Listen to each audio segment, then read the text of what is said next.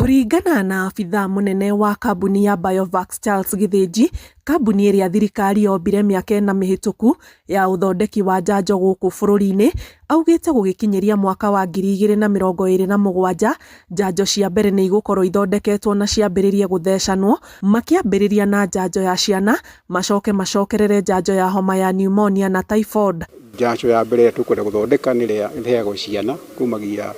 gũciarwo nginya ciumia 14 ya mbere nĩyo ĩtagwo pentavalent, na tũtũmagĩra doses kĩndũ ta 5.5 milioni harĩ mwaka, na koguo tũngĩhota ĩyo na nĩguo ĩkorwo ĩrĩ ya bata tũkorwo tũteithĩtie bũrũri ũyũ. Thutha ũcio tũgũthiĩ na mbere roll out kũrugũria ingĩ. Hĩndĩ ya gĩikaro na anyiti itemi mwena wa Naivasha, abithaa mũnene wa Vision 2030 Emmanuel Nzai augĩte ikinya rĩrĩ rĩrĩa rĩhũrĩtwo njeki nĩ bengi ya thĩ rĩrongoreirie kũnyihĩria bũrũri mũrigo wa thogora wa kũgũra njanjo kuma nja wa bũrũri, kũrĩa bũrũri ũhũthagĩra ciringi birioni 15 o mwaka kũgũra njanjo, na oho gwĩtiria ikinya rĩa kũrengwo kwa ũteithio wa njanjo iria iheanagwo nĩ bũrũri wa Amerika kũhĩtũkĩra rũhonge rwa USAID. In the manufacturing, of course, many countries are doing this probably in Africa, and it will need to be a conversation so that there is more, the competitive advantages of different countries do get to focus on that, because it's an expensive affair to actually put in much of these medical manufacturing plants. So we are really looking forward